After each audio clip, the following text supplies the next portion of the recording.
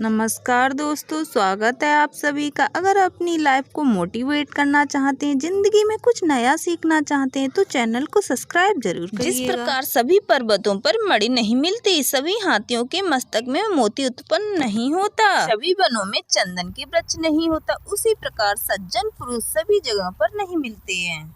झूठ बोलना, उतावलापन देखना, दुस्साहस करना, छल कपट करना, मूर्खतापूर्ण व्यवहार करना, अपवित्र और निर्दयता, ये सभी स्त्रियों के स्वाभाविक दोष हैं। आचार्य चाणक्य कहते हैं, भोजन के लिए अच्छे पदार्थों का होना, उन्हें पचाने की शक्ति होना, प्रचुर धन के साथ धन देने की इच्छा होना, ये सभी सुख मनुष्य को कठिनता से मिलते हैं। चाणक्य जी आगे कहते हैं, जिस व्यक्ति का पुत्र नियंत्रण में रहता है, जिसकी पत्नी आज्ञा के अनुसार आचरण करती है और जो व्यक्ति अपने कमाई धन से पूरी तरह से संतुष्ट है, मनुष्य के लिए ये संसारी स्वर्ग के समान है। चाणक्य का मानना है कि वही गृहस्थी सुखी है जिसकी संतान उसकी आज्ञा का पालन करती है। पिता का भी कर्तव्य है कि वो पुत्रों का पालन पोषण अच्छी तरह से करें। ऐसे व्यक्ति को मित्र नहीं कहा जा सकता जिस पर विश्वास नहीं किया जा सकता, और ऐसी पत्नी व्यर्थ है जिससे किसी प्रकार का सुख प्राप्त न हो। जो मित्र आपके सामने चिकनी चुपड़ी बातें करता हो और पीठ पीछे आपके कार्य को बिगाड़ देता हो,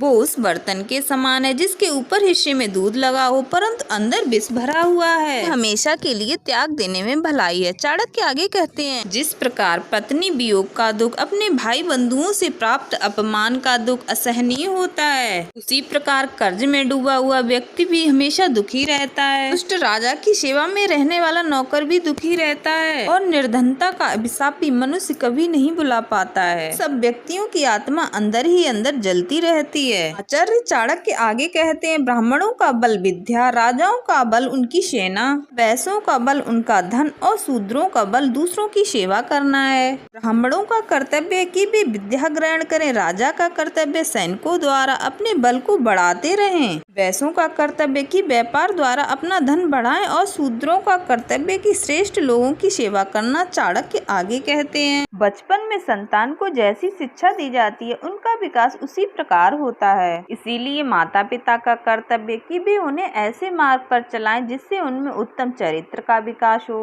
क्योंकि गुणी व्यक्तियों से कुल की शोभा बढ़ती है। वे माता पिता अपने बच्चों के लिए शत्रु के समान हैं, जिन्होंने अपने बच्चों को अच्छी शिक्षा नहीं दी, क्योंकि अनपढ़ बालक का विद्वानों के समूह में उसी प्रकार अपमान होता है जैसे हंसों के झुंड में बगुले की स्थिति होती है। शिक्षाहीन मनुष्य बिना पूछ के जानवर जैसा होता है। इसीलिए माता पिता का कर्तव्य है कि बच्चों को ऐसी शिक्षा दें जिससे वो समाज को सुशोभित करें। चाणक्य आगे कहते हैं, अधिक लाड़ प्यार करने से बच्चों में अनेक दोष उत्पन्न हो जाते हैं, इसलिए वो अगर गलत काम करते हैं तो नजरअंदाज करके लाड़ प्यार करना उचित नहीं है। बच्चों को डांटना भी आवश्यक है। शिक्षा के अध्ययन का महत्व बताते हुए चाणक्य कहते हैं, मनुष्य का जन्म बहुत ही सौभाग्य से हुआ है, इसलिए हमें अपने अधिकाधिक समय वेदांत शास्त्रों का अध्ययन में तथा दान जैसे अच्छे कर्मों में सदुपयोग करना चाहिए। चाणक्य आगे बताते हैं, जो व्यक्ति अच्छा नहीं है उस पर तो विश्वास कभी नहीं करना चाहिए, क्योंकि यदि वो नाराज हो गया तो आपके सारे भेदभाव खोल सकता है। सावधानी अत्यंत आवश्यक है। चाणक्य का मानना है, व्यक्ति को कभी अपने मन का भेद नहीं खोलना चाहिए। जो भी कार्य करना है उसे अपने मन में रखें, पूरी तन्मयता के साथ समय आने पर उसे पूरा करना चाहिए। नदी के किनारे वृक्षों का जीवन अनिश्चित होता है, क्योंकि बाढ़ के समय नदी वृक्षों को उखाड़ देती है। प्रकार दूसरे के घरों में रहने वाली स्त्री भी पतन के मार्ग पर जा सकती है। इसी तरह जिस राजा के पास अच्छी सलाह देने वाले मंत्री नहीं होते हैं, वो भी बहुत समय तक सुरक्षित नहीं रह सकता है। इसमें जरा भी संदेह नहीं करना चाहिए। अकारण दुख पहुंचाने वाले तथा अशुद्ध स्थान पर रहने वाले व्यक्ति के साथ जो मित्रता करता है वो शीघ्र ही नष्ट हो जाता है। मनुष्य को कुसंगति से बचना चाहिए। भलाई इसमें ही है, जितनी जल्दी हो सके बुरे लोगों का साथ छोड़ दें। वीडियो को एंड तक देखा तो अपना रिस्पॉन्स जरूर दें। जय माता की।